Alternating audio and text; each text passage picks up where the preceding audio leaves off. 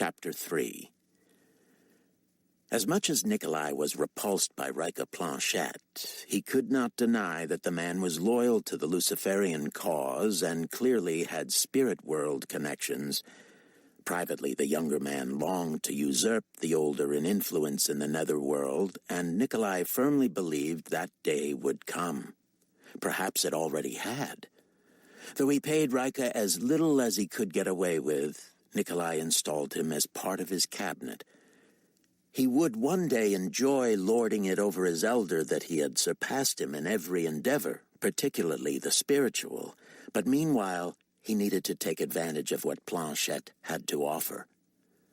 In a meeting with his top people, including Planchette and Aunt Viv in the vast conference room in his home, Nikolai rehearsed his medical report and sat basking in their admiring smiles. "In all humility," he said, "I feel as if I stand on a great precipice with unlimited vistas before me. I have maximized my physical and mental gifts and stand ready to use them to benefit mankind." He was surprised to see Viv raise a hand. Could she not just listen? He ignored her. He had plans, strategies, ideas. On the screen behind him, he would soon show the highlights of a project he had put together the night before, outlining the timeline for his next great conquests. As his remarks moved closer to the media show, Viv again raised her hand. "What is it?" Nikolai said, not hiding his pique. "I just wanted to say that this is something your late mother and I talked and dreamed of. It was obvious from an early age that you—" "Forgive me, Aunt Viv, but surely you of all people realize how little influence my mother had on my development." "Oh, I'm not implying that you are other than a self-made man. I just—" "She had even less influence on my character and abilities than you did." "Even less than I? What are you—" "If I may proceed."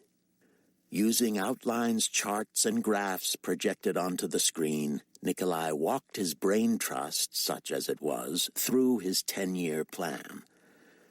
"Keep in mind, of course, that I may be underestimating my own appeal to the populace, and thus this could very easily be accelerated." He laid out a schedule that saw him gaining admittance to both the Army and Air Force schools as a combination part-time student and adjunct business professor. "Does such a role even exist?" Rika Planchette said. "Not that I am aware of," Nikolai said.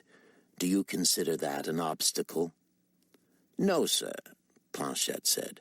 "A challenge, of course." "Good. Then that shall be your assignment. Make it happen.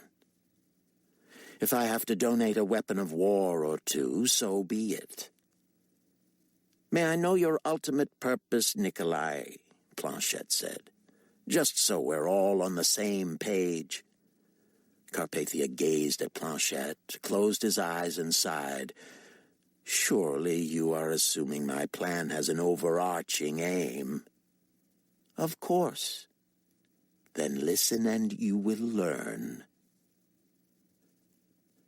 By the time the Steele family got home from church, Rayford was already wavering on the commitments he had made to God during his crisis. If he could just drag himself out of bed on Sunday mornings and sit through church, fine. But to endure Irene and her higher-than-a-kite response to everything, that he wasn't so sure he could deal with.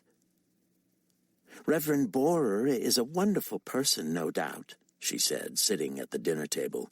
"But did you really listen, Rafe?" "I tried to, but the wind gusts alone from the turning of those big Bible pages drowned out half his words."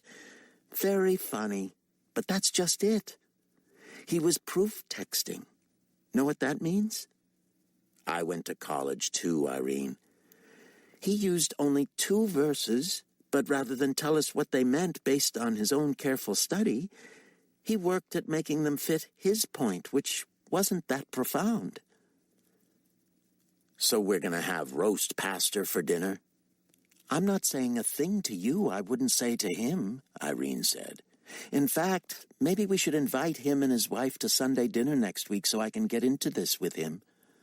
Rayford let his chin fall to his chest. "I'd rather be drawn and quartered." "You don't want to talk about this stuff?" "I don't even want to think about it. I thought his talk was fine today, hon. I felt uplifted, encouraged." "Really?" "Yes." "Refresh me. What was his point?" "His point? That should be easy, Rafe. It uplifted and encouraged you." Rayford shrugged and shook his head. "Be nice to everyone and live in peace, bottom line." Profound. Does he have to be profound every week? What do you expect? You could have delivered that message, Rayford, so could I. Is it wrong for me to expect some meat from a pastor, something from the Bible I wouldn't otherwise understand? Jackie says her pastor studied the original biblical languages in seminary, and while he doesn't overwhelm people with it, he tries to explain what things mean in the Hebrew or Greek. Sounds like a barrel of laughs. I don't want to just be made to feel good, Rayford. I want to be challenged, taught. I want to grow in my faith. Rayford bit his tongue. What, Rafe? What's on your mind? He finished a bite and slid his chair back. I just don't want to be this much into it, Irene. Can't you leave the rah-rah part to the professionals, the ministers, the full-timers? We go to church to worship and fellowship and get re-centered. I'm not going to be a missionary, a zealot, or an evangelist, and I hope neither are you. While I'm studying warfare, Nikolai said, I want to expand the business. Expand? Planchette said, and Viv looked surprised too. How much bigger can you get? Oh, much, Nikolai said. We should never feel we have arrived. This business should grow by at least 20% a year or be considered a failure. But we're profitable and will be even if we have flat growth for 2 or 3 years. Flat growth is an oxymoron, Rika, Nikolai said. And how can you say that with inflation the way it is? The markets in the West have reopened, and the only way to take advantage of that is to borrow $100 million and start trading. $100 million? Viv said. You have to think big, Nikolai said. If I did not believe I could parlay that into a gain of at least 20%, I would not dream of it. Mr. Stonegal has been most supportive, Planchette said, but $100 million? I do not propose we go to Stonegal for any of this. I would put up a portion of the company as collateral and do it through a European bank. Carpathia could not help but notice the skepticism on the faces of his entire team, but he wasn't worried.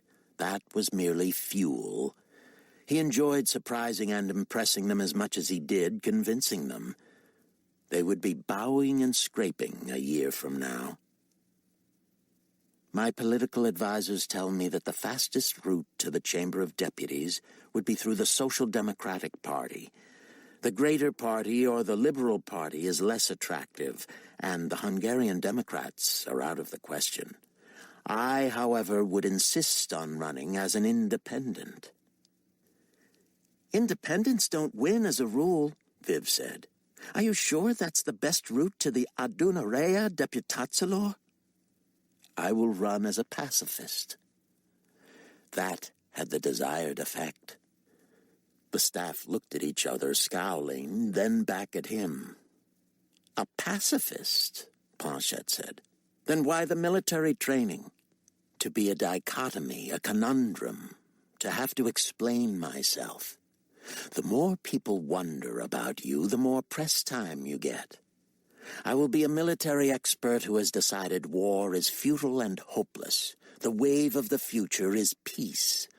What could be more popular than that? You realize that your major benefactor is huge into armaments. Do you assume I work for or cater to Mr. Stonegal?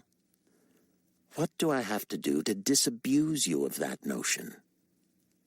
I believe you just did, Planchette said. Jackie has been inviting me to weekly meetings, Bible studies, Irene said. Maybe that would give me what I need." "That's a rather transparent way to get you thinking about switching churches," Rayford said. "Oh, I don't think Jackie has ulterior motives," she said. Rayford stood and began clearing the table. "Well, I do," he said. "If going to little meetings like that will keep you from complaining about our church, feel free. But let me go on record right now. I'm not switching. I like where we are, and I said I would keep going, so I will. But nowhere else, and no extra meetings."